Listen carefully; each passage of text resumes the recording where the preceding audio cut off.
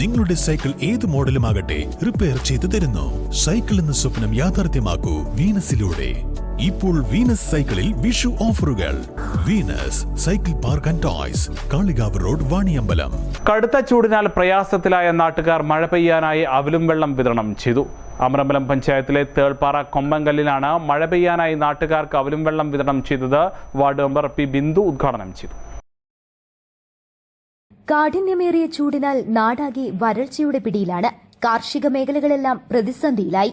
ചിലയിടങ്ങളിൽ കുടിവെള്ളത്തിന് വരെ ക്ഷാമം അനുഭവിച്ചു തുടങ്ങി. ഇതിനൊരു പരിഹാരമെന്നത് മഴ പെയ്യുകയല്ലാതെ മറ്റൊന്നുമില്ല. ഈ പ്രയാസങ്ങൾക്ക് ആശ്വാസമായി മഴ പെയ്യാനാണ് വേറിട്ട പ്രാർത്ഥനയുമായി തേൾപ്പാറ കൊമ്പൻകല്ല് നിവാസികളെത്തിയത്.